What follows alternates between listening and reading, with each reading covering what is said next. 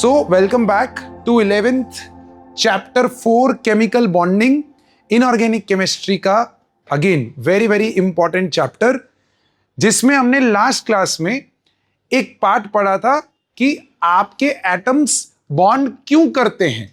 So they bond because they want to achieve stability. What was that stability? क्या stability achieve करना चाहते हैं? What was that one word? Octet stability. Perfect. वो अपने valence shell के अंदर 8 electron पूरे करना चाहते हैं. उसको करने में या तो एटम्स इलेक्ट्रॉन का ट्रांसफर करेंगे या तो एटम्स इलेक्ट्रॉन का क्या करेंगे? शेयरिंग करेंगे. अगर वो ट्रांसफर कर रहे हैं तो बॉन्ड को आयोनिक बॉन्ड बोला जाता है, और अगर वो शेयरिंग कर रहे हैं तो कोवलेंट बॉन्ड बोला जाता है. ये आपने बचपन में भी सुना हुआ है, पढ़ा हुआ है. But in the last class we did some talk about what is ionic bond and what are the conditions for ionic bond to form. We did that, right? लेकिन हमने फिर देखा था कि प्योर आयोनिक बॉन्ड एग्जिस्ट करता नहीं. हर एक ionic bond में कुछ ना कुछ कोवलेंट कैरेक्टर होता है. और वो क्यों होता है? बिकॉज कैटायन का क्या होता है? पोलराइजेशन पावर होता है. It pulls the electron cloud of an ion towards itself, जिसकी वजह से वो होना स्फेरिकल चाहिए था, बट क्योंकि इसका पोलराइजेशन पावर ज्यादा हो जाता है तो ये डिस्टॉर्ट हो जाता है लाइक दैट. तो उसकी वजह से ये ओवरलैपिंग रीजन आ जाता है, and that overlapping region is basically leading to what my dear friend? Covalent character in an ionic bond. Are you there with me? Yes. तो ये चीज ध्यान रखना. और फिर इन्होंने ही हमें बताया था, कैज़िमर फजान, इन्होंने ही हमें बताया था that higher the polarizing power and higher the polarizability. Polarizing power मतलब खींचने की ताकत, पोलराइजिबिलिटी मतलब टेंडेंसी टू गेट डिस्टॉर्टेड. अगर दोनों हायर हैं तो डू यू एग्री? ये ज्यादा डिस्टॉर्ट होना चाहता है और ये ज्यादा खींच रहा है, तो डू यू एग्री कि इनका ओवरलैपिंग रीजन ज्यादा होगा, और अगर वो ज्यादा होगा तो कोवलेंट कैरेक्टर क्या होगा? ज्यादा होगा. नाउ क्वेश्चन वाज, साइंटिस्ट लोगों ने ये क्वेश्चन किया इन लोगों को कि भैया आप जो बोल रहे हो वो बिल्कुल सही है, because you are saying it on paper, तो you are good. But the point over here is कि पोलराइजिंग पावर कौन से फैक्टर्स पे डिपेंड करती है? कैटायन का पोलराइजिंग पावर है और एनायन का पोलराइजिबिलिटी है. तो what are the factors on which these two powers depend, right? So for that we are going to put the heading factors affecting polarizing power of cation. Factors affecting polarizing power of cation.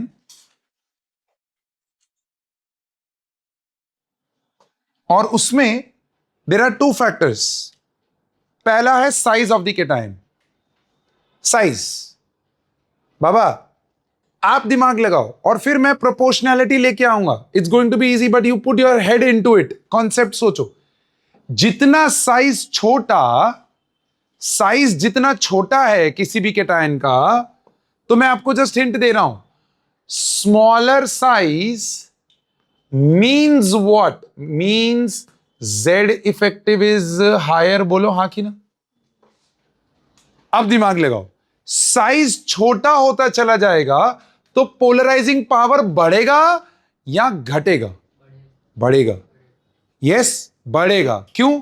Because size छोटे का मतलब है Z effective ज्यादा, और जिसका effective nuclear charge ज्यादा है वो इलेक्ट्रॉन को ज्यादा खींचेगा अपनी तरफ. यस और नो? तो डू यू एग्री कि पोलराइजिंग पावर, बाबा ध्यान से देखना, polarizing power and size of cation एक दूसरे के इनवर्सली प्रोपोर्शनल हो जाएंगे. Smaller the size, higher is the polarizing power, right? दूसरा फैक्टर आता है चार्ज ऑन कैटायन. क्या आता है बच्चा? Charge on. अब वापिस खुद दिमाग लगाओ कि मैंने आपको बोला मेरे पास है Na plus which is 11/10. Electrons 10 हो गए ना उसके. दूसरा है मेरे पास Mg2 प्लस विच इज 12/10. अरे है ना? तो 1.1 एंड 1.2, इसका जेड इफेक्टिव ज्यादा होगा बिकॉज बेसिकली क्या? पोलराइजिंग. जेड इफेक्टिव बढ़ गया.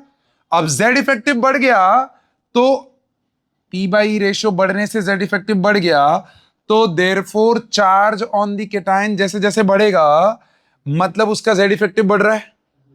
अब जेड इफेक्टिव बढ़ रहा है क्योंकि नंबर ऑफ इलेक्ट्रॉन्स कम होते जा रहे हैं उसमें। तो अगर जेड इफेक्टिव बढ़ रहा है तो डू यू एग्री कि पोलराइजेशन पावर जो है वो इंक्रीज हो जाएगा। तो यहां पर आपका क्या आता है, प्रोपोर्शनैलिटी आता है, that polarizing power and charge on cation ये एक दूसरे के directly proportional. Higher the charge on cation higher is the polarizing power. अब क्वेश्चन यहां पर ये आता है, बच्चा बोलता है सर ये करना क्यों है। वो ऐसा क्वेश्चन करेगा, out of NaCl, LiCl and let's say RbCl, बोलता है arrange these in the order of their ionic character. कौन से कैरेक्टर में डालना है, कम से ज्यादा। ऐसे बहुत सारे क्वेश्चंस अभी देखेंगे, बट एक just for sampling I am helping you to understand. क्या इनमें एनायन कांस्टेंट है, देखो Cl-Cl-Cl-। तो जो भी आयनिक कैरेक्टर डिपेंड करेगा वो किसके ऊपर डिपेंड करेगा, कैटायन के ऊपर। अब कैटायन में अगर आप देखो तो Na+ है, Li+ है और Rb+ ये नीचे आता है यहां पर। ये चैप्टर 3 बाबा मैंने आपको बोला पीरियोडिक टेबल। अब अगर आपको ग्रुप्स वाइज याद नहीं है तो रिप्रेजेंटेटिव एलिमेंट्स आपके जहां जहां पे भी रिकॉल होंगे आप लोगों का बैंड बजना चालू हो जाएगा। Is that clear, is that clear, perfect है, बोलो हाँ कि ना। तो अब मेरे प्यारे दोस्त ये चीज को समझो, क्या down the group size increase हो रहा है, कैटायन का चार्ज तो सेम है ना, तो ये फैक्टर अब मुझे नहीं देखना है। फैक्टर जो वेरिएबल हो रहा है वो कौन सा है, size. Higher the size lower is the polarizing power because they are inversely proportional and since the polarizing power is less covalent character will be less. तो RbCl मोस्ट आयोनिक हो जाएगा, NaCl उससे कम होगा और LiCl सबसे कम ionic होगा। बोलो do you agree. अब समझो ये उसने किया कि आयनिक कैरेक्टर बताओ। अब वो आयनिक कैरेक्टर पे क्वेश्चन नहीं कर रहा है, उससे रिलेटेड जो प्रॉपर्टी है उसके साथ आपका क्वेश्चन रिलेट कर दिया। बोलते बताओ arrange these in the order of their increasing melting point. Now think about it, more ionic the compound, stronger is the force of attraction between the cation and anion, so it will be difficult to melt that compound. So same order, melting point सबसे ज्यादा इसका होगा, फिर इसका होगा, फिर इसका होगा। मीन्स जैसे जैसे कोवेलेंट कैरेक्टर बढ़ता है मेल्टिंग पॉइंट घटता है। यस और नो, क्या ये कहानी समझ में आ रही है, क्या ये फैक्टर्स अच्छे से लिखेंगे। सैंपल क्वेश्चंस बहुत सारे अभी आने वाले हैं with in fraction of minutes, but पहले ये कैटायन के फैक्टर्स को अच्छे से लिखो प्लीज, राइट दिस डाउन। तो पोलराइजिंग पावर कैटायन का, पोलैरिजिबिलिटी एनायन की। अब सोचो, आप दिमाग लगाओ, अगेन दो ही factor, size of the anion.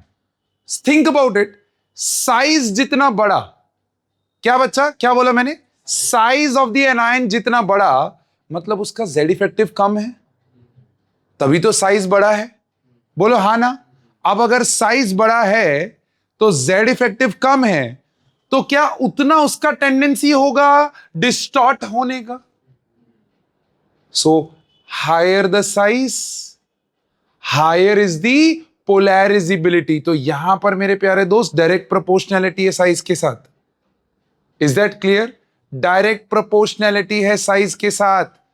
Clear है ये चीज, लिखो प्लीज।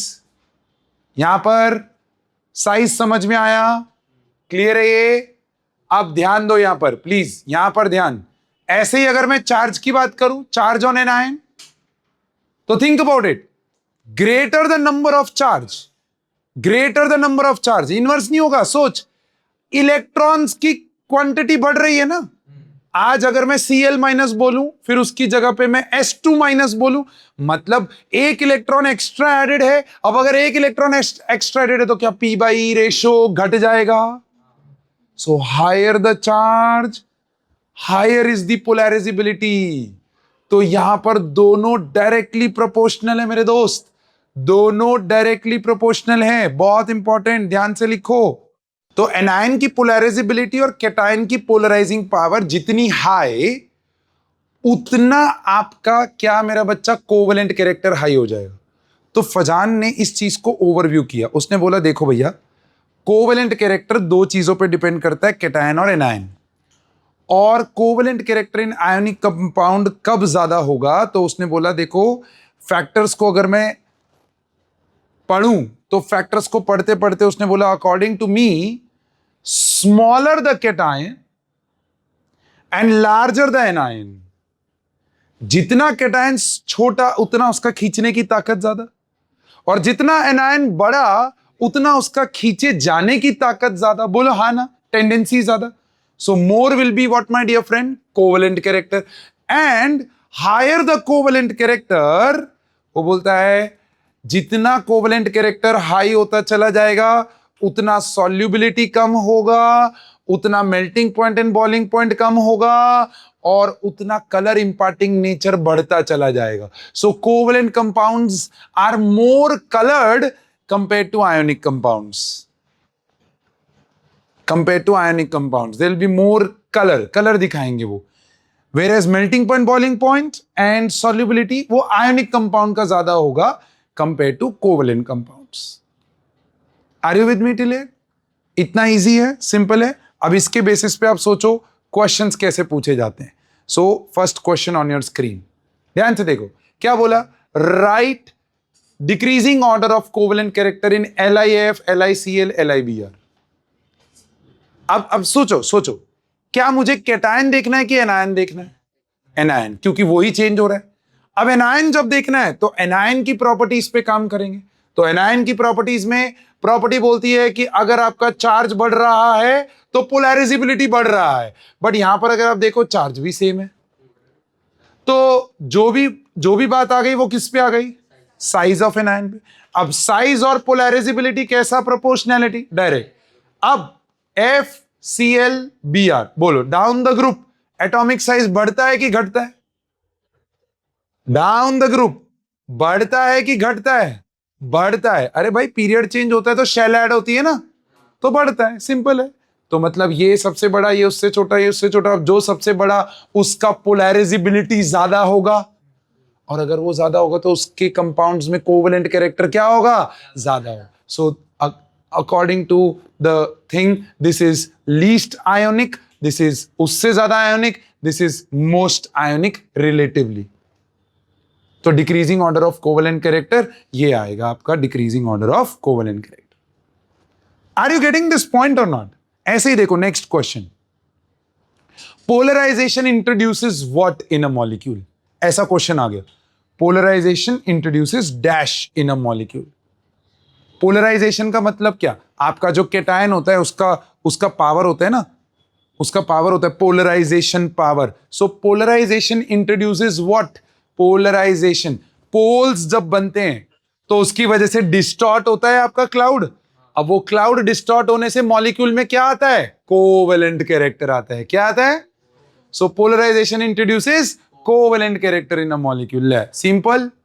चलो नेक्स्ट क्वेश्चन देखो, arrange the following in increasing covalent character. अब आप सोचो, चलो आप सोचो, मेरे को आंसर बताओ। दिख रहा है ना वापस से, क्या मुझे कैटायन देखना है कि एनायन देखना है?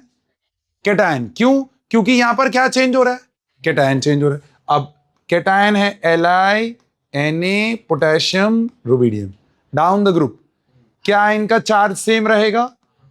तो देखना क्या है, डाउन द ग्रुप साइज।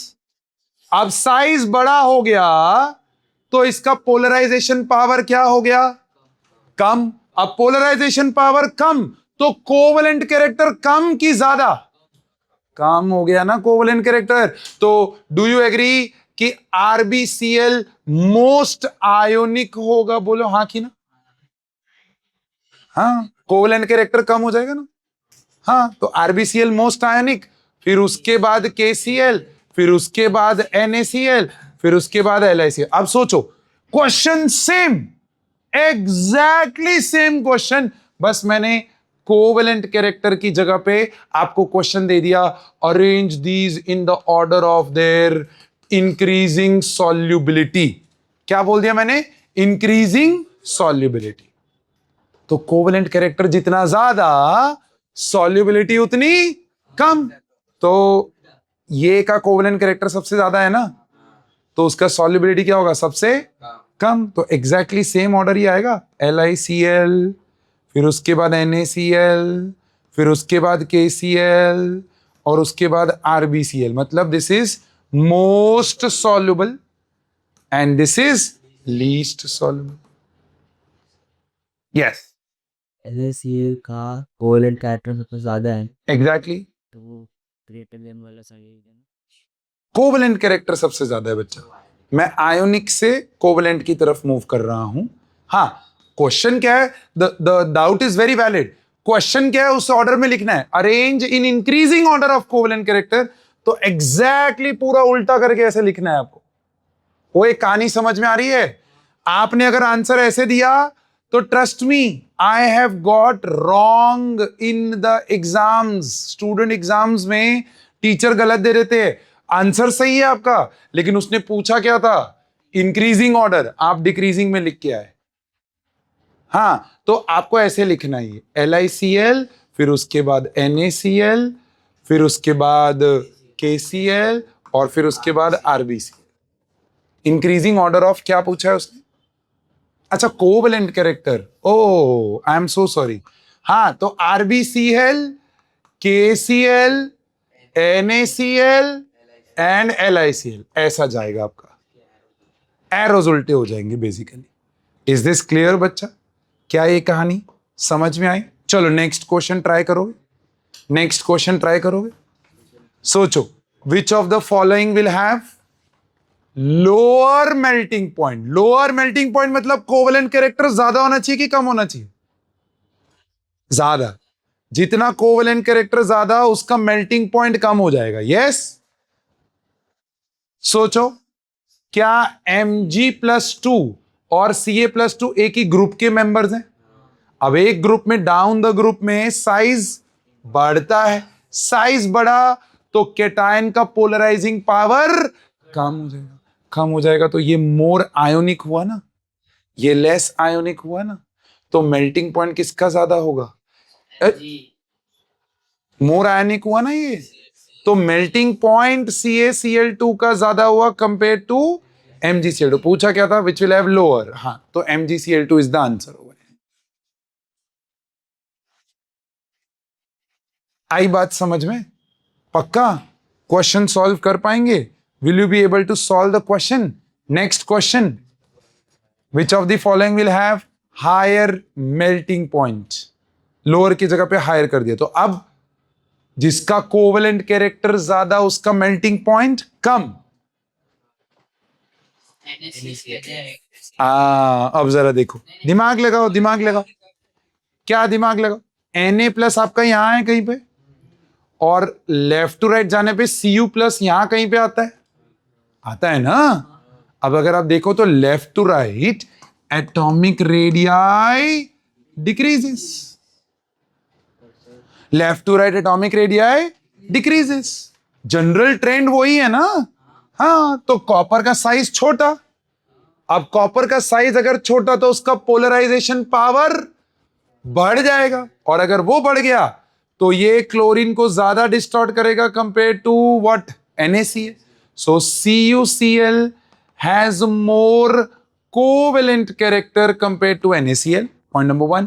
पूछा ये नहीं था, पूछा क्या था? Higher melting. तो कोवेलेंट कैरेक्टर और मेल्टिंग एक दूसरे के इनवर्स हैं, तो भैया इसका मेल्टिंग पॉइंट ज्यादा होगा compare to CuCl। So melting point का trend. Yes, yes, ionically CuCl ज्यादा बड़ा है, तो उल्टा CuCl ज्यादा बड़ा कैसे है? सोडियम के आगे आता है न, हाँ, तो लेफ्ट टू राइट में हम जाते हैं डिक्रीज। तो एटॉमिक रेडियस डिक्रीज होगा ना? हाँ, देखो, ये मजा आता है मेरे को जब आप लोग ऐसे पकड़ना चालू करते हो। देखो, ये समझा तो दिया मैंने आपको, आप हाँ में हाँ करते भी गए, बट एक्चुअली में यहां पर ना सिर्फ ये दो फैक्टर से आंसर नहीं निकलेगा, that is size and charge से आंसर नहीं निकलेगा। यहां पर एक नया फैक्टर इंट्रोड्यूस करने जा रहा हूं, और ये फैक्टर सिर्फ केटायंस के लिए होता है। ध्यान से ऑब्जर्व करना, क्या कॉपर इज एटॉमिक नंबर 29? बोलो हाँ ना, हाँ एटॉमिक नंबर तो 29 ही है। हाँ, और इसका कॉन्फ़िगरेशन आर्गन 3D9 4s2 होगा, बोलो हाँ कि ना? बहुत बढ़िया, अब गलत हो आप। ये 3D10 4s1 होता है। Now this is where the exception comes in. अब आप समझो ये कैसे कनेक्ट होंगी सारी चीजें, टक टक टक टक करके। अब जिनकी कॉन्फ़िगरेशंस वीक पड़ रही हैं वो लोग अब सोच रहे हैं कि यार पाजी ये क्या ही पढ़ा रहे हो आप, पढ़ा बहुत अच्छा रहे हो लेकिन समझ कुछ नहीं आ रहा है किधर ये क्या 3D4s। मैंने पहले बोला कॉन्फ़िगरेशन पे हाथ एकदम पक्का करो अपना। ओके, अब ध्यान ध्यान। अब Cu प्लस, जैसे मैं Cu प्लस करूं तो क्या इसका कॉन्फ़िगरेशन आर्गन 3D9 4s1 हो जाएगा, बोलो हाँ कि ना? 4s में से निकलेगा, क्यों? हाँ वैलेंस शेल, अब आता है मेरे बच्चों को, है तो मेरे प्यारे दोस्त, वैलेंस शेल, वैलेंस शेल, ये वैलेंस शेल में से निकलते हैं पहले इलेक्ट्रॉन्स। अब देखो जैसे ये 3D10 हुआ ना, तो आर्गन आपको पता है 3s2 3p6 होता है। अब उसके अंदर 3D भी 10 हो गया। अब सुनना, ध्यान से सुनना, n इज इक्वल्स टू अगर 3 की बात कर रहे हैं ना थर्ड शेल, तो मुझे बता इसमें मैक्सिमम इलेक्ट्रॉन्स कितने रिसाइड कर सकते हैं? 32। कैसे निकाल रहे हैं? 10 6 2। हाँ तो ऐड कर 32 होता है। 18 into 2। कहाँ 18 इंटू 2? अबे ये इलेक्ट्रॉन्स हैं, ऑर्बिटल्स नहीं है ब्रदर। बिरादर, क्या हमने आपको 2n² सिखाया है? n की वैल्यू 3 रखो तो क्या ये 18 आएगा? और क्या यहां पर 18 इलेक्ट्रॉन भर चुके हैं? अब अगर ये 18 इलेक्ट्रॉन भर चुके हैं तो कैन आई से this has reached a kind of noble gas configuration only? अरे बोलो हाँ ना। बट नोबल गैस तो सर 8 इलेक्ट्रॉन्स होते हैं ना वैलेंस शेल में, सर ये तो 18 हुआ, इसीलिए इसको हम लोग बोलते हैं pseudo noble gas configuration, which in short is known as PNGC configuration. अब कोई भी कैटायन अगर PNGC कॉन्फ़िगरेशन पे पहुंच जाता है तो उसका पोलराइजेशन पावर हाईएस्ट हो जाता है। उसका पोलराइजेशन पावर क्या हो जाता है? Highest. Z effective, irrespective of size, charge does not matter, polarisation power highest. Why? Because वो PNGC अचीव कर चुका है, और ये दो आयंस में होगा, ये दो आयंस में होगा। एक आपका कॉपर प्लस में होगा, कॉपर प्लस में ये होना चाहिए, देखो बच्चा ये होना चाहिए 3s2 3p6 3d10 होना चाहिए, तो ही वो सूडो नोबल गैस है। एक कॉपर प्लस में होगा और दूसरा जिंक +2 में होगा। यस, इन दोनों में से हायर किसका है? क्या क्रेजी क्वेश्चन है। अब समझो, जब दोनों ही PNGC पे हैं तो अब कहानी चार्ज पे आ गई ना। इसका चार्ज अलग है, इसका चार्ज अलग है, and higher the charge higher is the polarisation power. तो Zn+2 का polarisation is highest compare to copper plus. Yes, irrespective of size charge, इसका PNGC हाईएस्ट आएगा इन टर्म्स ऑफ कैटायंस। कोई नहीं है PNGC नहीं पहुंच पा रहे हैं, क्यों? क्योंकि यही दो हैं जिनका वैलेंस शेल का कॉन्फ़िगरेशन नोबल गैस के साथ मैच हो जा रहा है, मतलब उनका वैलेंस शेल कंप्लीटली फिल्ड हो जाता है। This is completely filled valence shell ना। थर्ड शेल में मैक्सिमम 18 इलेक्ट्रॉन रह सकते हैं और 18 फुल हो चुके हैं, तो भैया ये PNGC अचीव कर गया है। यस, जैसे इनिशियल एलिमेंट जो थे फर्स्ट 20, उनके वैलेंस शेल में 8 इलेक्ट्रॉन घुसा, करेक्ट। तो उसमें भी तो बैलेंस शेल फुल हो जाता है। परफेक्ट, लेकिन 8 इलेक्ट्रॉन्स का होता है और यहाँ 18 इलेक्ट्रॉन्स हैं। 2n स्क्वायर में अगर n2 डालें हाँ। 80 है किधर? Second period. हाँ तो लेना Na plus, this is Na plus, तो तेरा ये कॉन्फ़िगरेशन बनेगा 2s2 2p6, 2s2 2p6। अब 2s2 2p6 में तूने बोला कि सर ये भी तो अपना ऑक्टेट कंप्लीट कर गया और 2n स्क्वायर के हिसाब से ये कंप्लीटली फिल्ड है। अब बच्चा पूछ रहा है सर Na प्लस भी octet complete and 2n square follow कर रहा है, सर Cu प्लस भी फॉलो कर रहा है, अब इन दोनों में से ज्यादा कौन? तो भैया लेफ्ट टू राइट जाने पे आपका साइज डिक्रीज होता है। देखो इसमें भी तो पीएनजीसी का पीएनजीसी नहीं किया इसने, तो ऑक्टेट ही किया, नोबल गैस ही किया, पीएनजीसी थोड़ी है। 18 इलेक्ट्रॉन्स, अच्छा है जो हाँ तभी वो पीएनजीसी है, और 8 इलेक्ट्रॉन्स तो वो ऑक्टेट स्टेबिलिटी है, मतलब नोबल गैस कॉन्फ़िगरेशन है। And PNGC is having a higher Z effective compare to a noble gas. Yes, periodic table खोल सकते हो। अब भी मेरे पास पीरियोडिक टेबल यहां पर है नहीं, बट या डू जैसे explain me, we can discuss उसके दैट। बाद नियॉन गैस में क्रिप्टॉन ऐसे कुछ आ गया। सॉरी पीरियोडिक टेबल में आर्गॉन के नीचे आर्गॉन के नीचे क्रिप्टॉन क्रिप्टॉन आता है और फिर उसके नीचे जेनॉन आता है।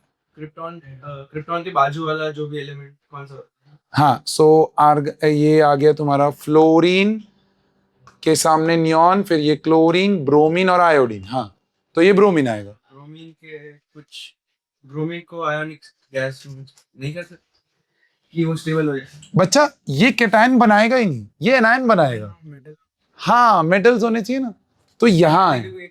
हाँ इसके पहले वाला जो मेटल होगा वो ये वाले पीरियड का मेटल होगा, उसके नीचे वाला उसके इसके नीचे वाले पीरियड में।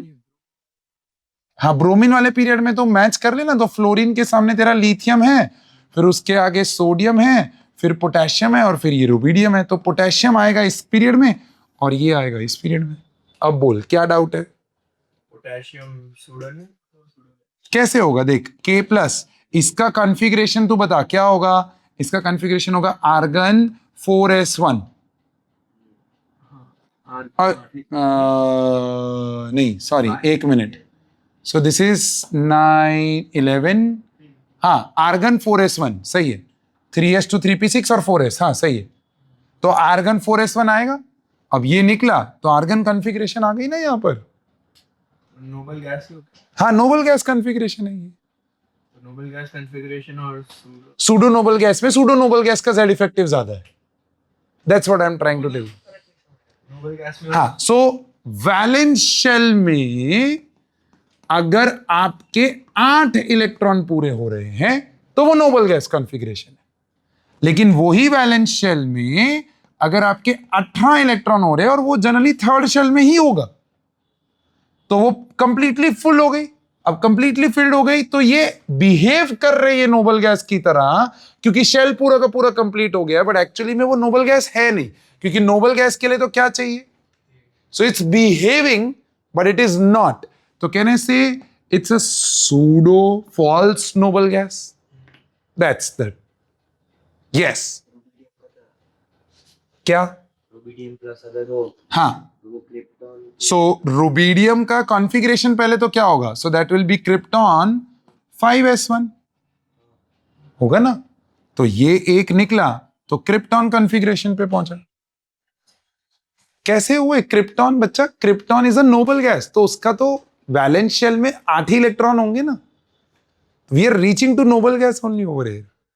नोबल गैस नहीं होना चाहिए वो तो ऐसे कोई एलिमेंट एग्जैक्टली सो अभी इसके इसी के सामने देखो कॉपर प्लस का लिखता हूं तो और क्लैरिटी आएगी। क्या copper was argon 3d10 4s1? अब प्लस किया तो ये निकला। तो अब देख, अब ये था क्रिप्टॉन कॉन्फ़िगरेशन पे, लेकिन ये पहुंचा 3s2 3p6 और 3d10, तो d वाला भी भर गया। दैट्स वेयर सो जनरली इस कॉन्फ़िगरेशन को मैं ऐसे लिखता हूं, ns2 np6 अगर है nth शेल में 2 और nth शेल में पी के 6 है तो दोनों मिला के 8 हो गए, और nth शेल के 2 और nth शेल के पी और nth शेल के डी में 10 हो गए, तो इसको नोबल सूडो नोबल गैस बोलते हैं. That's the difference. I hope now you are getting the clarity. This is the difference between pseudo noble gas and noble gas. Correct. These are the two ions जो pseudo noble gas, और जब भी pseudo noble gas आएगा उनका polarisation power highest, मतलब highest covalent character हो जाएगा उनमें. यस बोलो. कोई एलिमेंट हो जो इस कॉपर या जिंक नहीं है, करेक्ट. और उसका रिलेशन कोई ऐसे एलिमेंट से हो जो ना उसके ग्रुप में ना उसके पीरियड में. हाँ, उसके बेसिस पे हम एक क्वेश्चन करेंगे अभी. Just wait for some time. Yes, we are going to do the question. This is a beautiful question. I will sort this question for you guys. कि सर अगर केटायन और एनायन दोनों change हो रहे हैं तो, अभी सर आपने जितने भी क्वेश्चंस दिए उसमें या तो केटायन कांस्टेंट था या एनायन कांस्टेंट था. सर अगर दोनों चेंज हो रहे हैं तो तब क्या देखेंगे? तब आयनिक कैरेक्टर और कोवेलेंट कैरेक्टर कैसे देखेंगे? So with in fraction of minutes I will do this, but can you solve these questions that are coming on the screen right now? But before you start solving, आप समझो volatility का मतलब क्या होता है. What do you mean by volatile liquid? I'll give you an example. पानी और nail polish remover देखा है? क्या नेल पॉलिश रिमूवर की बोतल को खुला छोड़ सकते हैं? उड़ जाता है ना. क्या पानी उड़ता है? उड़ता है ना. क्यों नहीं उड़ता? उड़ता तो है, हाँ, लेकिन उसका जो उड़ने का ताकत है, मतलब वेपर्स में कन्वर्ट होने का जो ताकत है, वो compare to nail polish remover जिसमें एसीटोन होता है, वो कम है. बोलो हाँ ना. So liquids which vaporise easily are called volatile liquids. Are called what, my dear friend? अब जो चीज इजीली वेपर में कन्वर्ट हो रही है, डू यू गेट, उसका बॉइलिंग पॉइंट लोअर होगा. सो हायर वॉलेटाइल, ध्यान से लिखना, higher volatile implies lower what, boiling point. ये मैंने आपको हिंट दिया for 10th question. Now you need to solve these questions right away. चल करो. तो जैसे आपने क्वेश्चन सॉल्व किए होंगे, आप लोगों को ये इस तरीके से आंसर्स मिले होंगे. 6th, 7th, 8th, 9th and 10th का आंसर जो थ्योरेटिकल है वो मैंने आपको एक्सप्लेन किया कि भैया जितना कोवेलेंट कैरेक्टर ज्यादा उतना बॉइलिंग पॉइंट कम हो जाएगा. बॉइलिंग पॉइंट कम तो it is more volatile. Yes, so that's what has been written in the words over here. So 6th से लेके 10th तक क्वेश्चंस का आंसर ऐसे.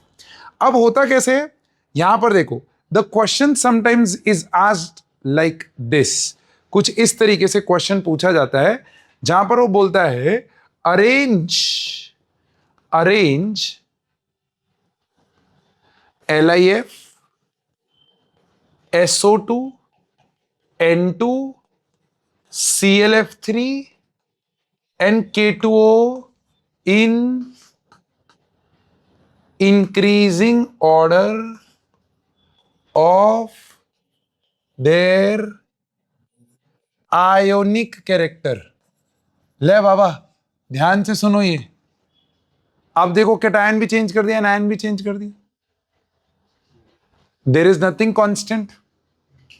तो अब कैसे कंपेयर करें? तो ऐसे क्वेश्चंस में प्रोसेस समझो, थोड़ा सा प्रोसेस समझो. पहले मैं हल्का सा पीरियोडिक टेबल बनाता हूं of the elements that we have. Okay, तो क्या मेरा Li यहां पर है कहीं पे, और क्या उसके नीचे सोडियम है, वो मैं लिख नहीं रहा हूं, और फिर उसके नीचे जाके पोटेशियम है. ली ना की रब से फरियाद, बोलो हाँ ना. तो K भी है, Li भी है, वो मैंने लिख दिया. फिर क्या मुझे पता है, Li के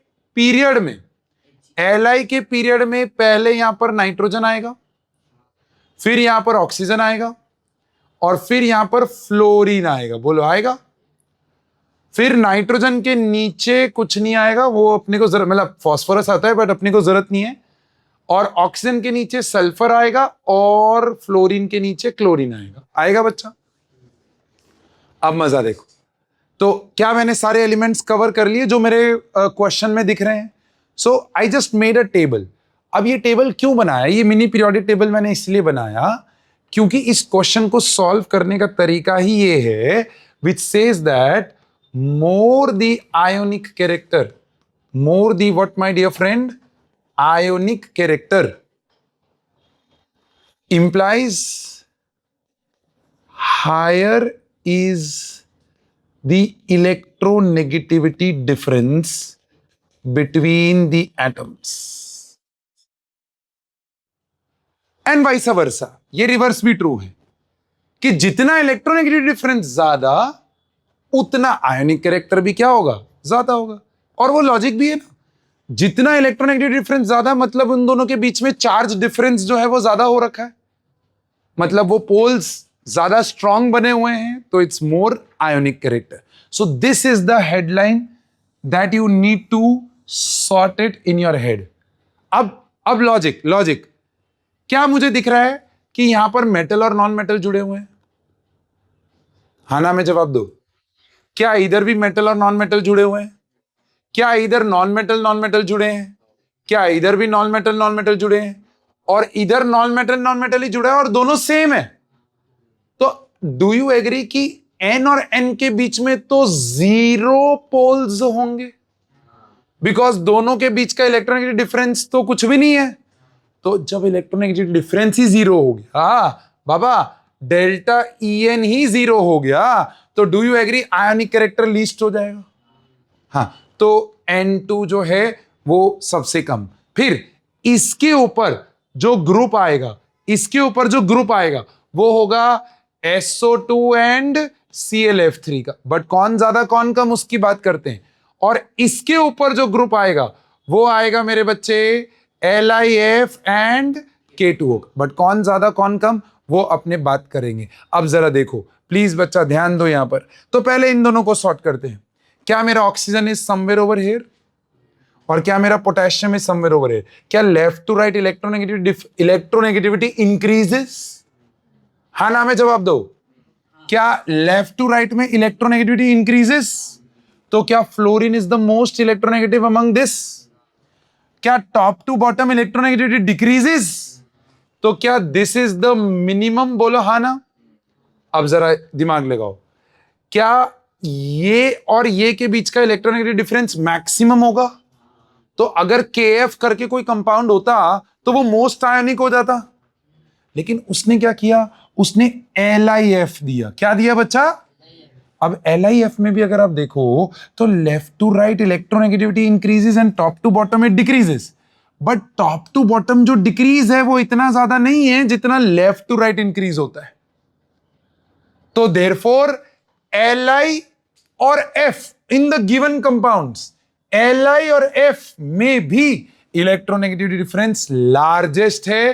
तो माय डियर फ्रेंड, इन दोनों को सॉर्ट करूं तो LiF मोस्ट आयोनिक और फिर K2O.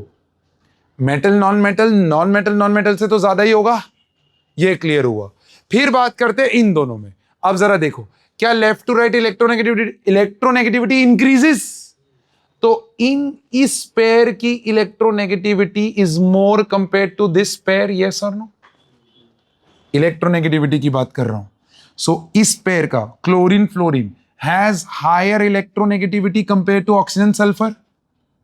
Left to right. अब चैप्टर 3 का अगर आपने वो पेज मेरे साथ कंप्लीट नहीं किया है, आपको बोला था समरी बनानी है भैया, और वो समरी पेज से ही सारा चैप्टर हो जाता है. I did not get even one of the pages. आपको मैंने बोला था कि आपको डालना है कहां पर, आपके ग्रुप्स में डालो. एक ही पेज पे समरी चाहिए. 4 पेज पे समरी किया है तो वो फिर आपने मेहनत नहीं की है, वो खाली नोट्स उतार दिए. मुझे वो नहीं चाहिए. मेहनत करो उसको एक पेज पे लाने का. And trust me, the moment you will do that, chapter 3 is sorted. अभी ब्लैंक दिख रहे हैं सब लोग कि इलेक्ट्रोनेगेटिविटी, हाँ यार लेफ्ट टू राइट इंक्रीज था, टॉप टू बॉटम डिक्रीज था, कुछ याद नहीं आ रहा, बिकॉज वो स्ट्रक्चर आपके दिमाग में अभी है ही नहीं. अब मैं आपको बता रहा हूं कि लेफ्ट टू राइट इंक्रीज होता है, टॉप टू बॉटम डिक्रीज होता है. तो इस पेयर का ज्यादा है कंपेयर टू दिस पेयर. सो इन दोनों के बीच का डिफरेंस भी ज्यादा होगा कंपेयर टू दिस पेयर. बोलो हाँ ना. सो डिफरेंस ज्यादा, तो इसका आयनिक कैरेक्टर इसके कंपैरिजन में ज्यादा हो जाएगा. और N2 तो लीस्ट ही था, तो ये बन गया आपका answer of this question. And trust me, ये सेम क्वेश्चन आपका फाइनल एग्जाम में दिखेगा, आपके हाफ ईयरली में दिखेगा एंड आपके कॉम्पिटिटिव एग्जाम में दिखेगा। सेम क्वेश्चन, सेम पैरामीटर्स, कुछ और चेंज नहीं करेगा। क्यों? क्योंकि यहां पर उसको पता है कि बच्चा मैक्सिमम कंफ्यूज होने वाला है और उसको कुछ याद नहीं आता है कि भैया इलेक्ट्रोनेगेटिविटी के डिफरेंस से भी आयोनिक कैरेक्टर को देखा जाता है। उसको पता है बच्चा फजान के आसपास सोचता रहेगा, बट एक्चुअली में फजान से निकल के आपको कहां जाना था? डेल्टा ई में जाना था। जहां डेल्टा ई ज्यादा वहां आयोनिक कैरेक्टर ज्यादा। ये क्वेश्चन को अच्छे से लिखो।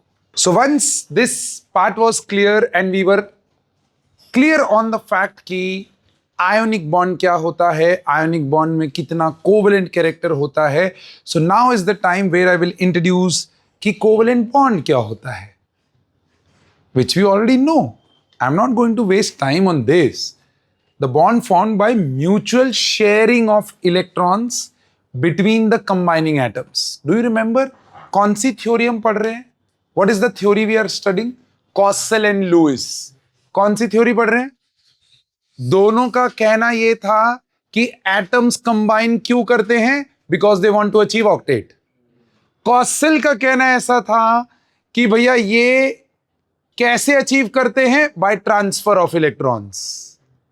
लुइस का कहना ऐसा है कि they achieve by sharing of electrons. तो जैसे हाइड्रोजन है, उन दोनों का एक एक शेल ही है, तो बोले देखो ये जब कंबाइन करेंगे तो इन लोगों का क्या डुप्लेट कंप्लीट हो जाएगा। अब देखो ये एक्चुअली में एक लिमिटेशन है लुइस का, ये लुइस का एक लिमिटेशन है। He never could explain hydrogen की स्टेबिलिटी, हाइड्रोजन मॉलिक्यूल की स्टेबिलिटी वो नहीं एक्सप्लेन कर पाया था। But later on it was thought about and it was in accordance to the Lewis part. उन्होंने ऑक्टेट पे खेल खेला, लेकिन कुछ मॉलिक्यूल्स डुप्लेट भी बनाते हैं, कुछ एटम्स डुप्लेट भी बनाते हैं, तो इसीलिए डुप्लेट स्टेबिलिटी भी आज की डेट में गिनी जाती है। So bond formed by mutual sharing of electrons between the combining atoms of the same और डिफरेंट एलिमेंट्स।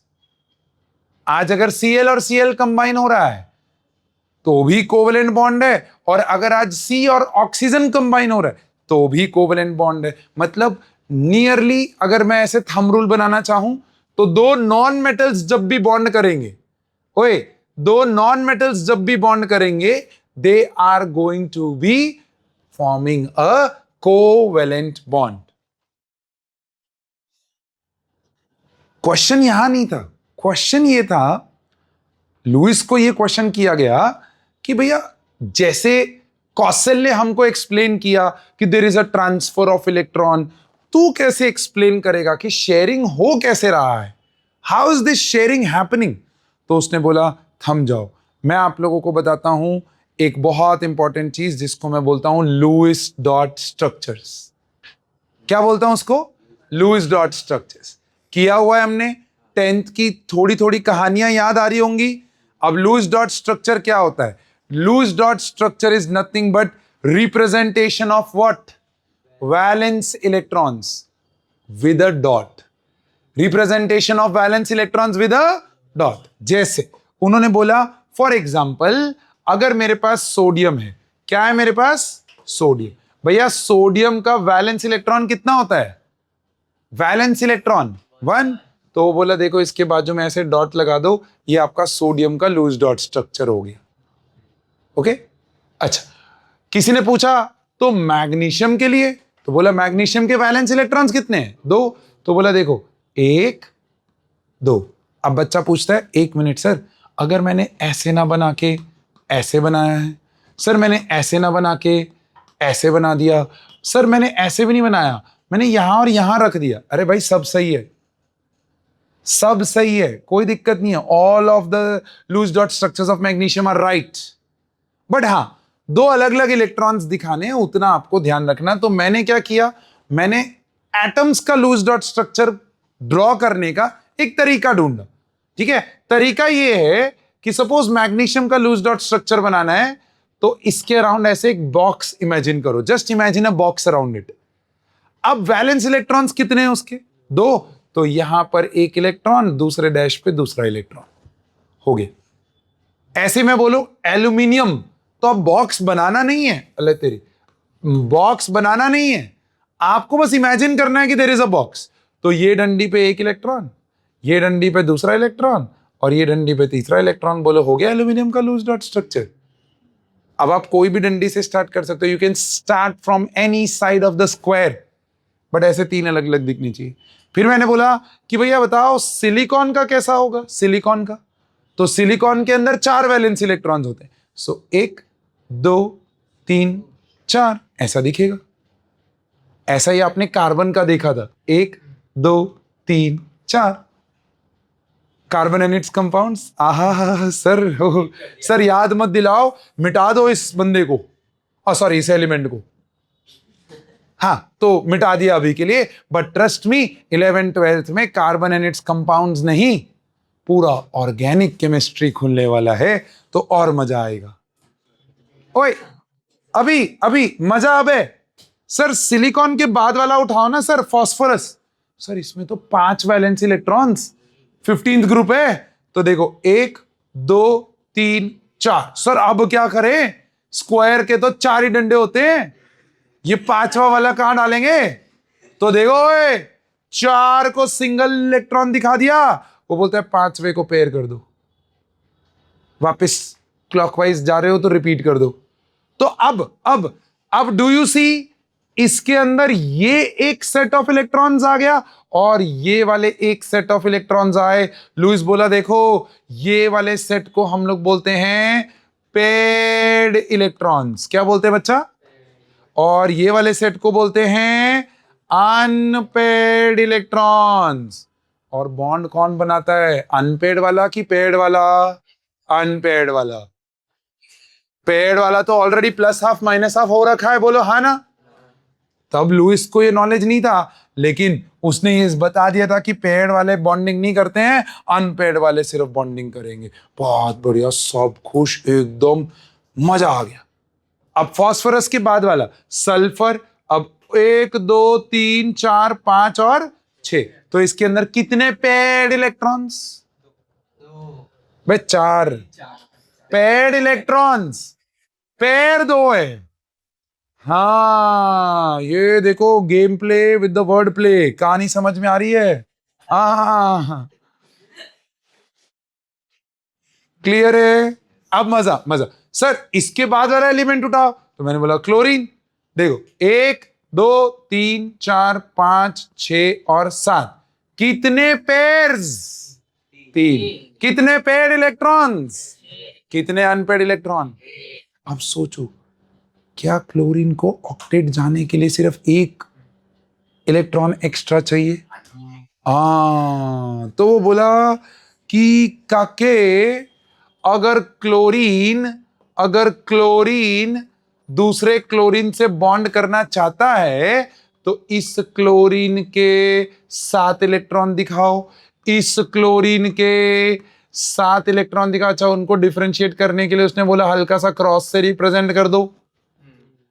और अगर आपको Cl2 का लूज डॉट स्ट्रक्चर बनाना है, तो बोला कि बहुत ही सिंपल है यार, 1 2 3 4 5 6, ये एक दोनों ने अपना एक इलेक्ट्रॉन रख दिया, और क्लोरीन 1 2 3 4 5 6। वो बोल रहा है अब कोई भी बंदा इस क्लोरीन को देख रहा है तो उसके लिए इस क्लोरीन का ऑक्टेट कंप्लीट है, कोई भी बंदा इस क्लोरीन को देख रहा है तो उसके लिए भी उसका ऑक्टेट कंप्लीट है। इसीलिए क्लोरीन स्टेबल है, खुश है। अब अगर आप देखो तो इन दोनों एटम्स के बीच में कितने पेयर शेयर हुए? पेयर कितने शेयर हुए? अबे शेयर कितने हुए? दिख रहा है ये यहां पर, ये शेयर कितने हुए? 1।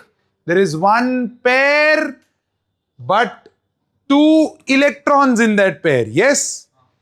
तो बच्चा देखो, क्लोरीन को डैश करके क्लोरीन ये ऐसे दिखाया और ये बाजू में ऐसे दिखाया। इस चीज को लुईस ने बोला एज सिंगल कोवेलेंट बॉन्ड। क्या बोला उसने? Are you with me? आया मजा? फिर बच्चा बोलते ओ अच्छा सर, सर एक मिनट सर, O2 स्ट्रक्चर बनाए, O2। Very good. O2 is 1 2 3 4 5 and 6। दूसरा O इज 1 2 3 4 5 एंड 6। बोलो हाँ ना। अब क्या इसको भी ऑक्टेट कंप्लीट करने के लिए 2 चाहिए, और क्या इसको भी 2 चाहिए? तो ये दोनों जब गुलगुलू करेंगे तो मेरे प्यारे दोस्त, ओए ध्यान से देखो, क्या ये दोनों अपने अनपेड इलेक्ट्रॉन्स को अरेंज करके इस तरीके से बॉन्ड बनाएंगे? अब जब बनाया तो कितने पेयर्स हैं? शेयर्ड पेयर्स कितने हैं? 2। शेयर्ड पेयर ऑफ इलेक्ट्रॉन्स कितने हैं? 4। इसको हम लोग बोलते हैं। अब कैन यू गेस इसके बाद मेरा टॉपिक क्या होगा?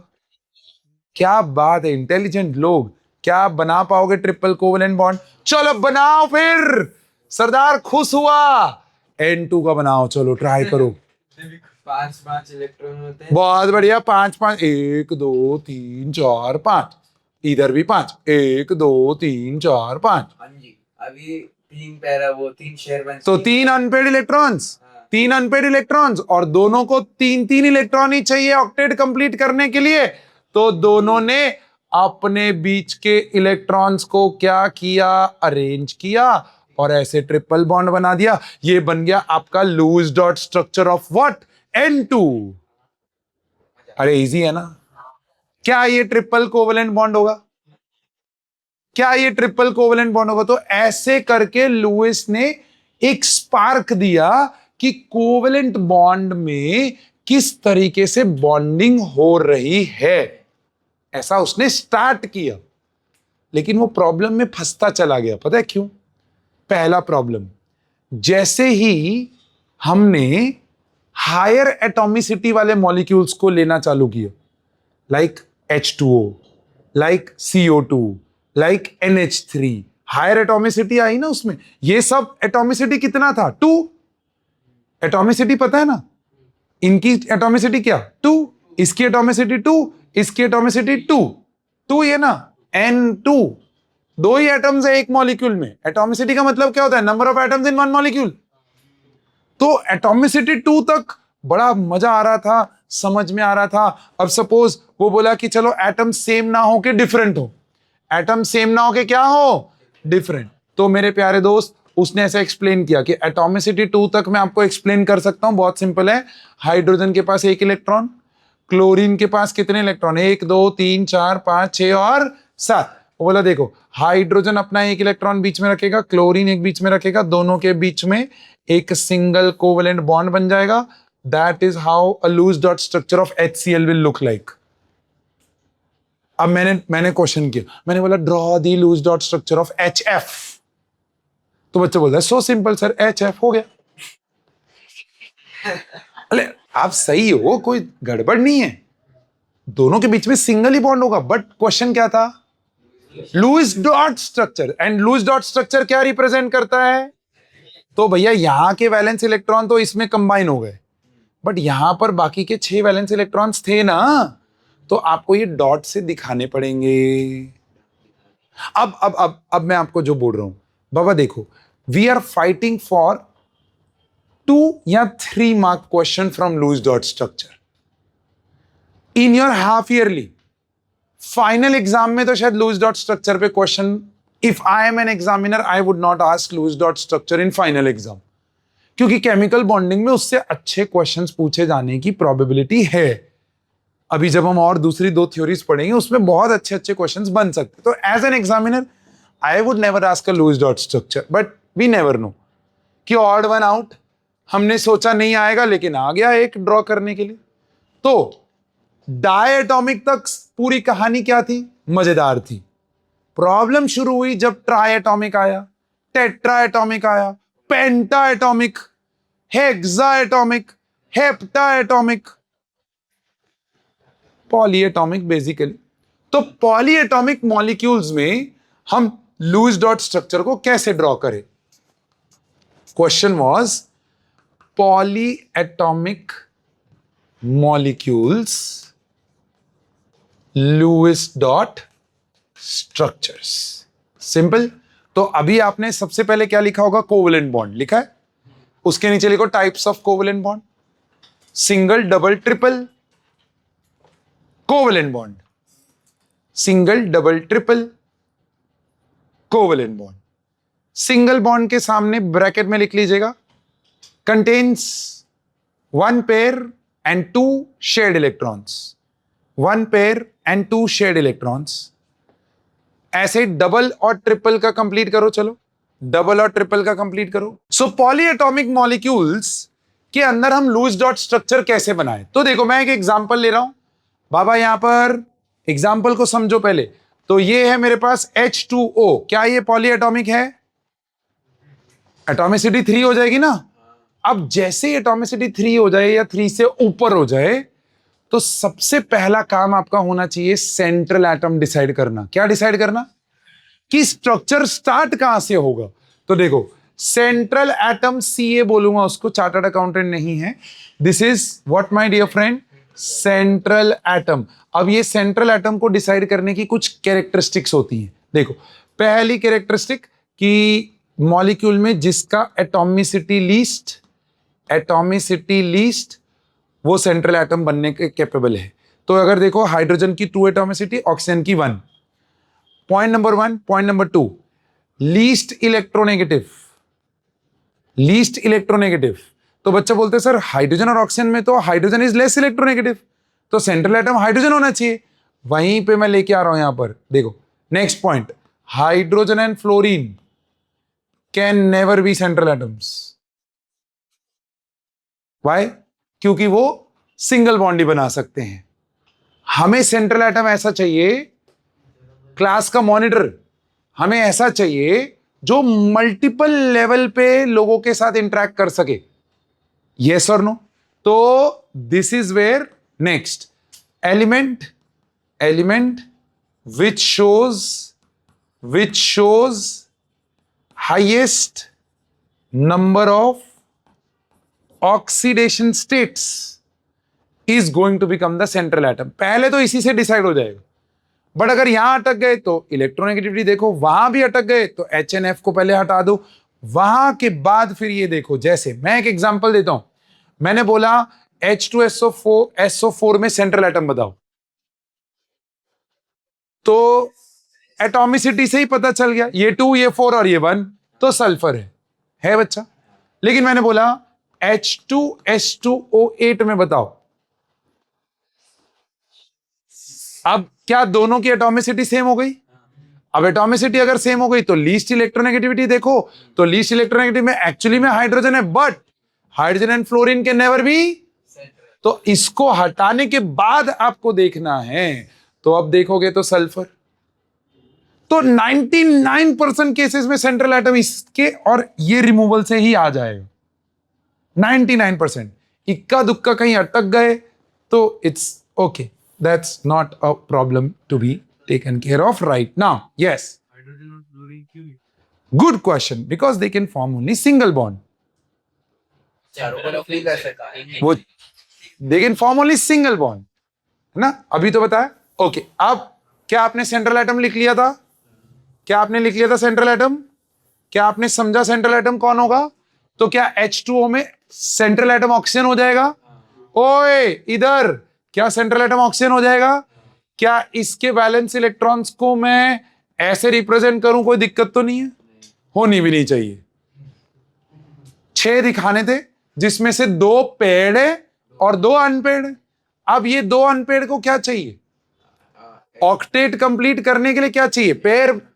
तो वो एक हाइड्रोजन यहां पर आया, पेयर लेके बॉन्ड बना दिया, दूसरा हाइड्रोजन यहां आया, पेयर लेके बॉन्ड यहां बना दिया। बहुत बढ़िया, कोई दिक्कत नहीं था, एकदम आसान। ऐसे ही देखो, मैंने बोला NH3 में बताओ, NH3, तो N मेरा सेंट्रल एटम हुआ। क्या मेरे पास 1 2 3 4 5 ऐसे हुए? क्या इन 5 को 3 पेयर्स की जरूरत? तो इधर आया हाइड्रोजन, इधर आया हाइड्रोजन और इधर भी आया हाइड्रोजन। तो अब अगर आप देखो नाइट्रोजन का octet complete, check 1 2 3 4 5 6 7 8 octet complete हो गया। क्या हाइड्रोजन के डुप्लेट कंप्लीट हो गए? बहुत खुश, मजेदार। प्रॉब्लम शुरू हुई जब हमने CO2 का लूज डॉट स्ट्रक्चर बनाने की कोशिश की। अब अगर आप देखो तो कार्बन, कार्बन के वैलेंस इलेक्ट्रॉन्स कितने? क्या वो सेंट्रल एटम होगा यहां पर? क्या इसके बाजू में ऑक्सीजन, और क्या इसके बाजू में भी ऑक्सीजन? क्या ये 1 2 3 4 5 6? क्या ये 1 2 3 4 5 एंड 6? अब क्या इस ऑक्सीजन को 2 इलेक्ट्रॉन्स चाहिए ऑक्टेट कंप्लीट करने के लिए, और क्या ये ऑक्सीजन को भी 2 चाहिए? तो मेरे बच्चे कार्बन, ये 2 अरेंज हुए डबल बॉन्ड O, ये 2 अरेंज हुए double bond O। Is this clear? पक्का? क्या ये मेरा लूज डॉट स्ट्रक्चर हुआ? हाँ, 1 2 3 4, 1 2 3 4। अले बोल, अले बोल, क्या ये कहानी समझ में आ रही है? क्या ये ऑर्गेनिक कंपाउंड है? नहीं, नहीं। ऑर्गेनिक कंपाउंड होने के लिए एक कंडीशन जरूरी है, वो जब हम ऑर्गेनिक स्टार्ट करेंगे तब बताएंगे। काके अभी नहीं, अभी नहीं, सीजन अभी इनऑर्गेनिक केमिस्ट्री में चल रहा है। ऑर्गेनिक की हवा चलने दो, फिर आपको बताएंगे कि CO2 ऑर्गेनिक क्यों नहीं है। तो wait and watch. Is this clear? Perfect है। क्या मैं आगे बढ़ूं? क्या मैं आगे बढ़ूं? अब यहां तक सब कुछ अच्छा था, मजेदार चल रहा था। ये भी पता चल रहा है कि अरे वाह यार, ऑक्टेट के ऊपर ही तो खेलना है हमको, ऑक्टेट के ऊपर ही तो खेलना है। तो कहानी में ट्विस्ट सुनो, कहानी में ट्विस्ट सुनो। क्या कहानी की ट्विस्ट में सबसे पहला मैं यहां पर H3O प्लस ले रहा हूं। अब मॉलिक्यूल पे क्या आ गया? चार्ज। बट पहले ये बताओ, सेंट्रल एटम कौन होगा? O। अब ऑक्सीजन सेंट्रल एटम, इसके बाजू में हाइड्रोजन, हाइड्रोजन और हाइड्रोजन, 3 हाइड्रोजन है। क्या ये 1 2 3 4 5 6 ऐसा होता है बच्चा? इधर ज्वाइन करके डुप्लेट कंप्लीट, इधर ज्वाइन करके डुप्लेट कंप्लीट। अब ये H को कैसे जोड़े? ये H को कैसे जोड़े? तो ये पहले तो प्लस था, ये प्लस ऑक्सीजन के पास आया और बोला कि ऑक्सीजन भाई, क्या आप मेरे प्लस को सेटिस्फाई कर सकते हो? मेरे ऊपर चार्ज है, आप मुझे हेल्प करो ना। तो बोला है ना, तेरे को कितने इलेक्ट्रॉन्स की जरूरत है? वो बोला 2। बोला देख, मैं पूरा का पूरा पेयर है ना, ये पूरे पेयर को मैं तेरे साथ शेयर कर देता हूं। अब सुन, नहीं, सिंगल बॉन्ड नहीं बच्चा, एरो बनाया लेकिन मैंने। अब what is the difference between this bond and this bond? ध्यान से सुनना। What is the difference between this bond and this bond? In OH bond over here, there is sharing, equal sharing. दिख रहा है बच्चा? But the covalent bond over here, hydrogen is the one who has directly done what, my dear friend? Directly taken the pair from the oxygen. Hydrogen ने अपना कोई electron नहीं रखा sharing में, क्योंकि वो तो वैसे ही कंगाल था। उसका इलेक्ट्रॉन कोई और लेके गया हुआ था, उसपे पॉजिटिव चार्ज था, तो उसने ऑक्सीजन से पूरा पेयर ले लिया। ऐसा बॉन्ड, ऐसे बॉन्ड को हम लोग बोलते हैं कोऑर्डिनेट कोवेलेंट बॉन्ड। ध्यान से सुनना, ध्यान से सुनना। What is a coordinate covalent bond? When the pair of electron is shared by one of the atoms in the bond. पूरा का पूरा एक ही एटम ने शेयर किया। Are you with me? पूरा का पूरा एक ही एटम ने शेयर किया, दूसरे एटम का कोई कंट्रीब्यूशन नहीं था। अब समझो, ये अगर सपोज ऐसा होता तो क्या ऑक्सीजन न्यूट्रल था? बोलो हाँ ना। अब अगर उसने अपना पूरा पेयर शेयर किया है, ध्यान से सुन, अगर अपने उसने पूरा पेयर शेयर किया तो हाइड्रोजन तो यहां न्यूट्रलाइज हो गया ना, लेकिन क्या ऑक्सीजन पे पॉजिटिव चार्ज आ जाएगा? क्या ऑक्सीजन पे पॉजिटिव, क्योंकि वो पहले न्यूट्रल था, अब उसने अपना पूरा पेयर शेयर कर दिया तो उसमें से इलेक्ट्रॉन निकल गए ना। तो जब जब मॉलिक्यूल पे पॉजिटिव चार्ज होगा वो हमेशा सेंट्रल एटम पे होगा। वो हमेशा कहां होगा? सेंट्रल एटम पे होगा। Please please please be with me, be with me. It is very very very important concept that I am going to open. ऐसे ही देखो, अगर मेरे पास यहां पर NO3 माइनस ऐसा करके कुछ मॉलिक्यूल होता, NO3 माइनस, तो सेंट्रल एटम नाइट्रोजन है, बोलो हाँ ना? ओए ऑब्जर्व, सेंट्रल एटम नाइट्रोजन है तो मतलब 1 2 3 4 5। अब इसके अराउंड कितने ऑक्सीजन है? 3। इन 3 को मुझे सेटिस्फाई करना है। अब सोचो, ये सारा खेल वैलेंसी का ही है। इन 3 को मुझे सेटिस्फाई करना है, तो जब इन 3 को सेटिस्फाई करना है तो 1 oxygen, 2 oxygen, 3 oxygen. Now think about it, think about it. क्या ये ऑक्सीजन के पास 6 इलेक्ट्रॉन्स हैं? मैं उसको पेयर के फॉर्म में रख रहा हूं। क्या ये के पास 6 इलेक्ट्रॉन्स हैं? और क्या ये के पास भी 6 इलेक्ट्रॉन्स हैं? अब ऑब्जर्व, ऑब्जर्व, क्या ये वाला पार्ट ये इलेक्ट्रॉन को थोड़ा सा अरेंज करके यहां डबल बॉन्ड बना देगा?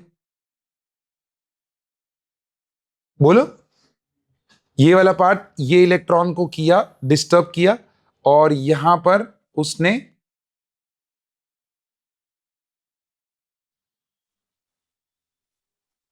कुछ इस तरीके से डबल बॉन्ड बना दिया। अब ये ऑक्सीजन को भी 2 इलेक्ट्रॉन चाहिए। मॉलिक्यूल तो एग्जिस्ट करता है, दिस इज नाइट्रेट आयन, बोलो हाँ ना? अब मॉलिक्यूल एग्जिस्ट करता है, अब सर बॉन्डिंग कैसे एक्सप्लेन कर रहा है लुइस यहां पर? तो देखो, लुइस बोला यहां पर हो क्या रहा है, ये नाइट्रोजन ने अपना लोन पेयर यहां अरेंज करके पूरा लोन पेयर इसको डोनेट कर दिया, तो क्या ये कोऑर्डिनेट बॉन्ड बना? अब जरा देखो, क्या इस ऑक्सीजन का ऑक्टेट कंप्लीट हो गया? 1 2 3 4 5 6 7 8, तो ये वाला पार्ट यहां से खत्म हो गया। अब बचा ये, तो बोलता है देखो, ये वाले ऑक्सीजन ने क्या किया, अपना एक इलेक्ट्रॉन जो अनपेयर्ड था वो उसने नाइट्रोजन के साथ सिंगल बॉन्ड बनाया, और एक इलेक्ट्रॉन उसने किसी और से खींच लिया। तो जब उसने किसी और से खींचा तो क्या उसके ऊपर नेगेटिव चार्ज आ जाएगा? Are you with me till? तो जब जब नेगेटिव चार्ज होगा वो हमेशा सराउंडिंग एटम्स पे होगा। मेरे टर्म्स को सुनना, मैंने क्या बोला, ये सराउंडिंग एटम्स, इसको हम क्या बोलते हैं? Central atom. So whenever there is a positive charge, it is always going to be on the central atom. Whenever there is a negative charge, it is always going to be on the surrounding atom. It is always going to be on the surrounding atom. अब अगर आपका chapter 3 का valency वाला part clear नहीं है, valence electrons आपको calculate करने नहीं आते हैं, कॉन्फ़िगरेशन क्लियर नहीं है, तो आज के टॉपिक में आप लोगों की हवाइयां उड़ गई होंगी कि अबे यार, पाजी बोल रहा था चीख चीख के स्ट्रक्चर ऑफ एटम में कि कर लो, स्ट्रक्चर ऑफ एटम की बॉन्डिंग को, इलेक्ट्रॉनिक कॉन्फ़िगरेशन को समझो, अनपेड इलेक्ट्रॉन कैसे निकालते हैं, वैलेंस शेल क्या होता है, वैलेंस इलेक्ट्रॉन्स क्या होते हैं, वो सब हॉन्ट करने के लिए यहां पर वापस आया, वो सब हॉन्ट करने के लिए यहां पर वापस आया। अब इस तरीके से आपको वो बोलेगा H3O+ का लूज डॉट स्ट्रक्चर बनाओ, NO3- का बनाओ। तो बच्चा अब आप देखो, NO3- का अगर आप ऐसे बनाओ कोई प्रॉब्लम नहीं है। यहां पर आपको ये बिल्कुल भी दिखाने की जरूरत नहीं है कि किसी एक ऑक्सीजन के साथ उसने कोऑर्डिनेट बॉन्ड बना रखा है, क्योंकि coordinate bond once it is formed आप डिफरेंशिएट नहीं कर सकते हो कि कौन सा कोऑर्डिनेट और कौन सा कोवेलेंट है। तो हम क्या करते हैं, ये पूरा ऐसे बना के इसके ऊपर negative, where the thumb rule is अगर नेगेटिव है तो वो सराउंडिंग एटम पे है, और अगर पॉजिटिव है तो वो कहां है? सेंट्रल एटम पे। तो यहां पर भी आप इसको ऐसे ना दिखा के आप इसको बिल्कुल ऐसे दिखा सकते हो, और इस बॉन्ड को ऐसे ना दिखा के आप ऐसे दिखा सकते हो। But what is a coordinate bond? What is a coordinate bond? Coordinate bond is a bond between the two atoms where the shared pair is shared by one of the atoms only. Are you with me till here? Shall we make the notes? लिखो। सबसे पहले polyatomic ions, आपने heading डाली होगी polyatomic ions. क्या ये logic यहां तक क्लियर हुआ? पॉलीएटॉमिक आयंस का Lewis dot structure, to draw polyatomic ions का Lewis dot structure, we need to choose central atom, we need to choose central atom. Central atom कैसे चूज करते हैं? क्या वो कैरेक्टरिस्टिक्स आपको याद हैं? Do you remember central atom की कैरेक्टरिस्टिक्स? यहां पर अच्छा हमने रब कर दिया था। सो एटॉमिसिटी लीस्ट होनी चाहिए,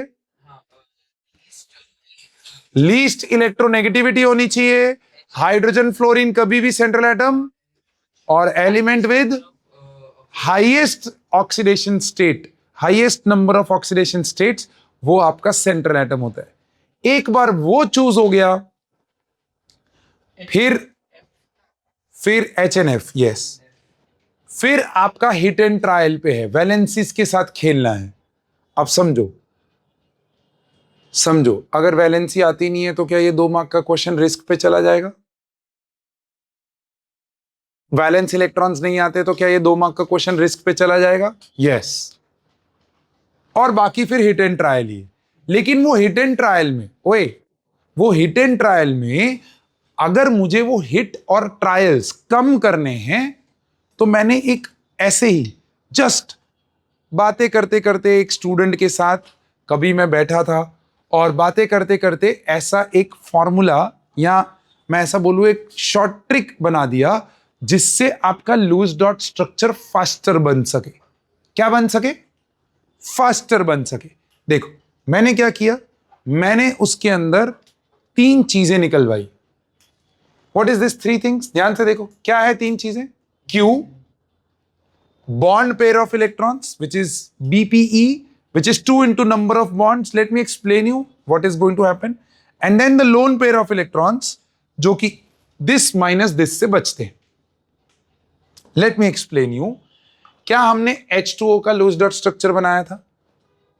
क्या वो लूज डॉट स्ट्रक्चर ऐसा कुछ आया था?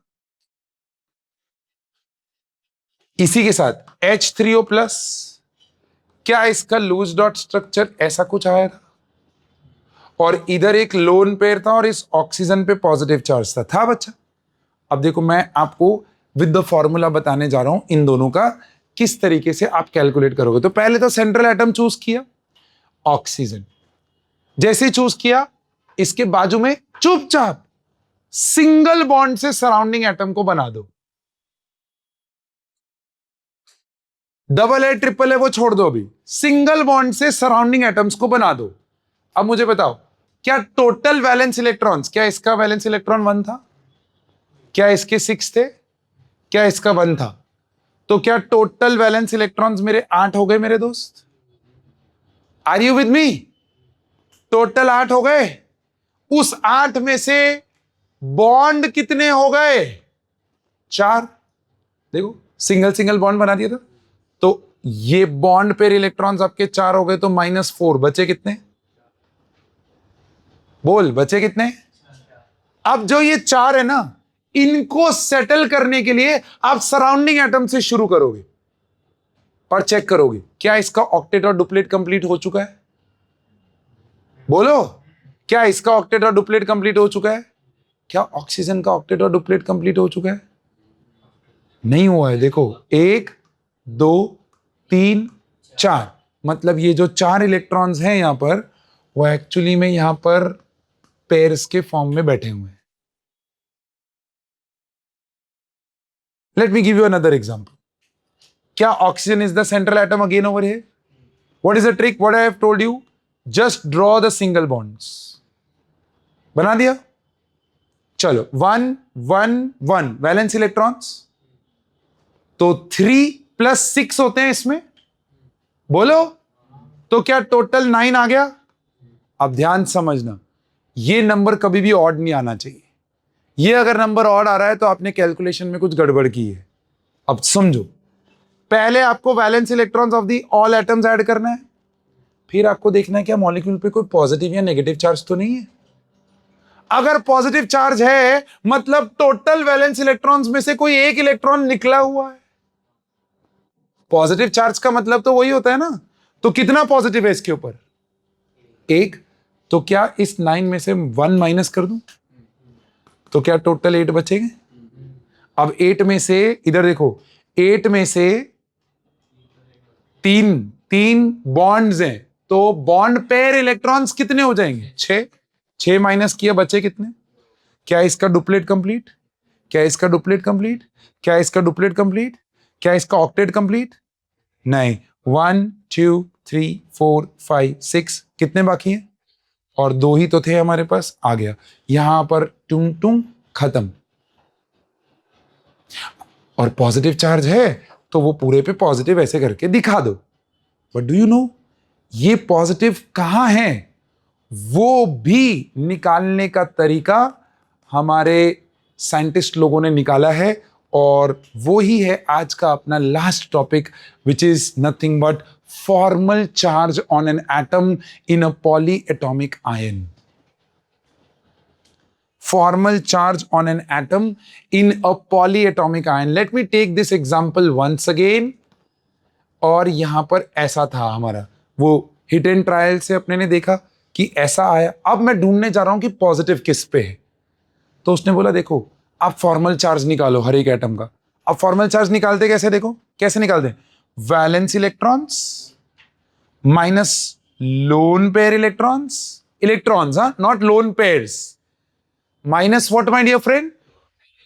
Minus 1/2 bond pair electrons. 1/2 bond pair electrons. तो अगर मैं इसको हल्का सा इजी करना चाहूं आपके लिए, तो your formula would be something like this. Valence electrons minus lone pair electrons minus bond pair electrons by 2. Now, let me take this loose dot structure में आपको बस इतना देखना है। मुझे बताओ क्या इसके वैलेंस इलेक्ट्रॉन्स 1 होता है ना? क्या इसके लोन पेयर इलेक्ट्रॉन 0? बोलो। क्या इसके बॉन्ड पेयर इलेक्ट्रॉन्स 2? -2/2। ये गया 1, 1 - 1, इस पे फॉर्मल चार्ज 0 है। क्या यही सेम कंडीशन यहां भी होगी? क्या यही सेम कंडीशन यहां भी होगी? अब ऑक्सीजन का कैलकुलेट करते हैं। देखो क्या ऑक्सीजन के लिए वैलेंस इलेक्ट्रॉन 6? इधर क्या उसके loan pair electrons 2? Minus bond pair electrons 1 2 3 4 5 6। 6/2 क्या ये 3 होगा? 6 - 5, 6 - 5 क्या वैल्यू 1 आई? तो इसके ऊपर फॉर्मल चार्ज 1 है भैया। आ गया सेंट्रल एटम पे फॉर्मल चार्ज। ऐसे देखो NO3- मैंने अभी करवाया था। Did I give you NO3-? चलो let's do it with my formula. NO3- का सेंट्रल एटम पहले चूज करो। N है। चल क्या करना है? सिंगल सिंगल, 1 2 3, बिल्कुल भी शांति। क्या इसके 5 वैलेंस इलेक्ट्रॉन्स होते हैं? क्या इसके 6 6 और 6? सो 6 3 18 + 5। क्या हमने कुछ गड़बड़ किया है? हाँ, और नहीं होना चाहिए। क्या कुछ गड़बड़ किया है? माइनस चार्ज है तो 1 इलेक्ट्रॉन ऐड होगा ना, तो आपका Q का वैल्यू क्या आ गया? आहा, क्या मेरा बॉन्ड पेयर इलेक्ट्रॉन्स 6 हुए? देखो ना, 1 2 3 4 5 6। 6 निकालो तो कितने बचे? 6 निकालो तो कितने बचे? सुनना बहुत ध्यान। 6 निकालो तो कितने बचे? 18। अब 18 को सेटल करना है, तो उसको सेटल करने के लिए क्या मैं सेंट्रल एटम पे टारगेट करूंगा कि सराउंडिंग एटम? पहले सराउंडिंग को सेटिस्फाई करो। सराउंडिंग का ऑक्टेट कंप्लीट होना चाहिए। तो देखो 1 2 3 4 5 6 7 8 हो गया। 1 2 3 4 5 6 7 8 हो गया। 1 2 3 4 5 6 7 8। क्या 6 3 18 हो गया? क्या ये सेटल हो गए? लेकिन क्या नाइट्रोजन का ऑक्टेट कंप्लीट हुआ? अब जब नाइट्रोजन का ऑक्टेट कंप्लीट नहीं हुआ, after settling the surrounding atoms and you are not left with any electrons, तो मतलब समझ लो कि इन 3 में से कोई एक ऑक्सीजन ऐसा था जिसने नाइट्रोजन के साथ डबल बॉन्ड बना रखा था। कोई भी हो सकता है ना? कोई भी हो सकता है। आप यहां डबल बॉन्ड बनाओ, यहां बनाओ, यहां बनाओ, कहीं पे भी बनाओ, but this looks aesthetically good. Aesthetically तो कुछ नहीं है। केमिस्ट्री एस्थेटिकली गंदा है। अब देखो इधर, चाहे तो यहां पर देखो, क्या ये चीज आ गई? अब बाबा नेगेटिव चार्ज कहां पर है वो मुझे ढूंढना है। ध्यान से देखना, नेगेटिव चार्ज कहां पर है वो मुझे ढूंढना है। तो मेरे बच्चे ऑक्सीजन को कैलकुलेट करते हैं। चलो देखो, क्या इसके वैलेंस इलेक्ट्रॉन 6 है? मैं इसकी बात कर रहा हूं, एटॉमिक, ये फर्स्ट ऑक्सीजन एटम। क्या इसके वैलेंस इलेक्ट्रॉन 6 होते हैं? क्या इसके लोन पेयर इलेक्ट्रॉन्स 4 हैं? 1 2 3 4। ला बोल। Minus bond electrons 4 by 2 6 minus 6 0। चलो एटम नंबर 2 बोलो, 6 minus 6 minus 2 by 2 minus 2 by 2, ये गया। क्या ये -1 हो जाएगा? आ गया नेगेटिव यहां पर -1। बट सर ये ऑक्सीजन भी तो सेम कंडीशन है, सेम ही तो है। देखो तो सर इस पे भी -1 आएगा, कैलकुलेट करेंगे। सर NO3 पे तो एक ही माइनस है। नाइट्रोजन का कैलकुलेट करना बाकी है मेरे दोस्त। नाइट्रोजन का कैलकुलेट, ये एटम नंबर 3 हुआ -1, ये एटम नंबर 4 हुआ। बाबा कैलकुलेट करो, क्या 5 वैलेंस इलेक्ट्रॉन्स? बोलो क्या माइनस? लोन पेयर इलेक्ट्रॉन्स कितने इस पे? 0 माइनस बॉन्ड पेयर इलेक्ट्रॉन्स ढूंढो। 8 बाय 2। ओला मेरी बच्ची, क्या ये चाल हुआ? क्या 5 - 4 + 1 हुआ? क्या यहां पर +1 आया, मतलब एक +1 दूसरे -1 को क्या कर रहा है? न्यूट्रलाइज कर रहा है। तो एक ही -1 बचा ना, आ गया।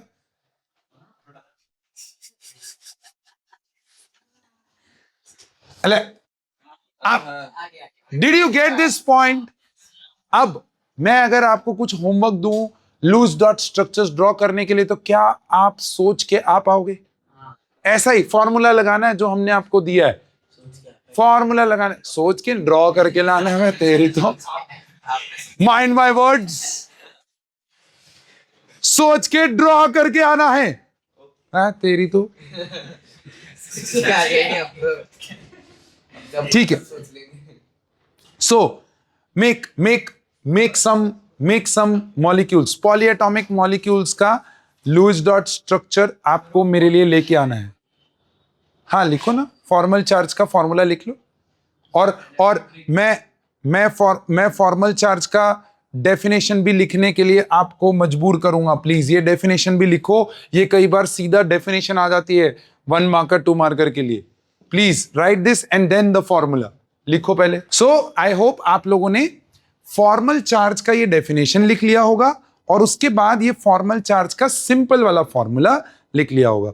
तो कुछ ऐसे मॉलिक्यूल्स जिसका आपको लूज डॉट स्ट्रक्चर बनाने के लिए आ सकता है, प्लीज पाजी का मेथड यूज करो और बहुत मजे से अपने लूज डॉट स्ट्रक्चर्स को एकदम परफेक्टली क्या करो, ड्रॉ करो। तो आपको एक तो ये लूज डॉट स्ट्रक्चर्स यहां पर जो लिस्टेड हैं वो, प्लस इसके साथ साथ the Lewis dot structures on the next slide, that is what you need to make in your homework. Is that okay?